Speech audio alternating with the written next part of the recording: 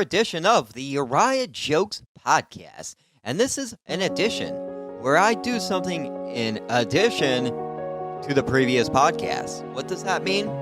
It means I will be reading for the third time another chapter from the ridiculously horrible book that I've currently wrote by the only thing that I could say is the psychosis built on the never-ending amount of marijuana I eat in my life. Eat. I do eat it, I also smoke it. I'm the Swiss Army knife of the cannabis industry. That's right, I am neutral when it comes to THC or CBD. Give me both and watch me sleep, just like you will be sleeping when I read this book. I'm currently writing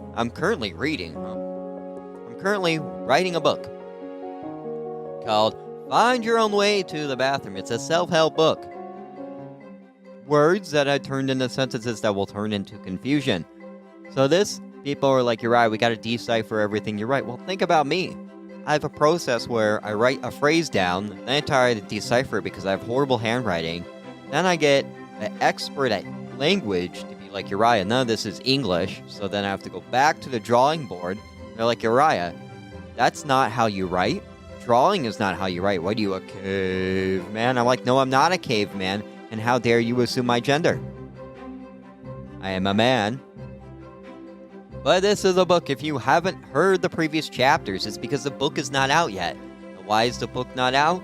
Because even the dying literary industry and libraries that are funded by communists in the White House are like, no thank you.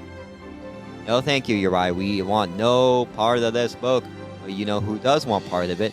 Me. By reading it out loud just in case I might get a couple jokes. And like I said, the joke doesn't necessarily need to be something obvious. The joke can just be on, you got it, somebody else. So this is the preface.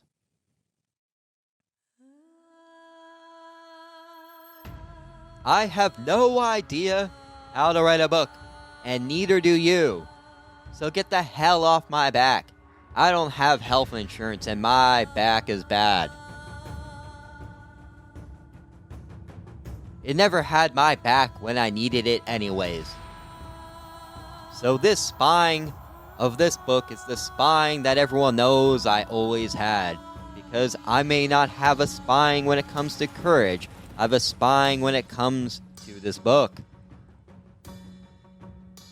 When I first decided to write a book, I had to first overcome the laughter from the crowd of strangers around me. I had to think about something that would create words. Otherwise, it wouldn't be much of a book. It would be a tree with a personality, but not a book. I could have created a coloring book, but as a white man in this world, I don't even think I can do that anymore. I wanted to always use color for language, but I don't know if I can do that anymore either.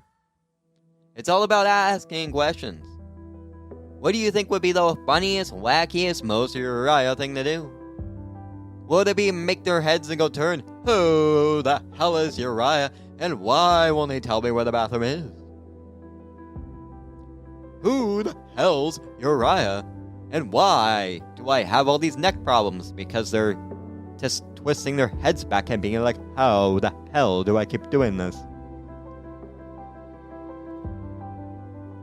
That's right, Uriah's book is so unexpected, it's going to give people whiplash by hearing that he did write a book.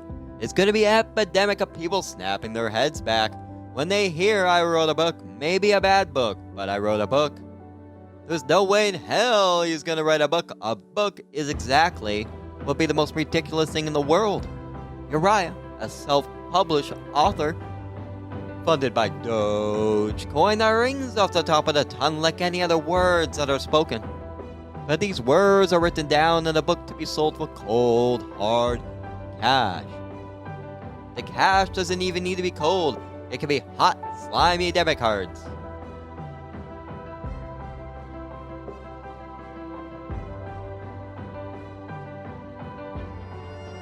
Here we go. This is chapter 26. Did that mean I have to skip 25 chapters because they contain spoilers that I don't even understand, or the spoilers The words that are just on the page? You got it, yes it is. If someone was to put betting odds on Uriah would put the odds at 200,000 to 1. You'd have a higher chance at convincing your neighbor to mortgage their house so they can bet it all on the Canucks making the playoffs. If you're like, who the hell is the Canucks and what the hell is the playoffs? Then you're like everyone else who's like, what the hell are the Canucks and who the hell is in the playoffs? Most miracles are shared widely, especially when there's a cat or kid involved. That's the whole kit and caboodle. Plus, there's a cat involved. I wake up every day as a miracle. Not the miracle that I'm still functioning as a productive member of society, but being able to read and write is a miracle in my life. It's miraculous. It's miraculous that I can even read and write at all. In fact, the literary community probably won't even try to read this in fear of some reprisals from the other writers who are actually scared of the reprisal that maybe they may reprisal be that there may be a book club for the book that I have wrote.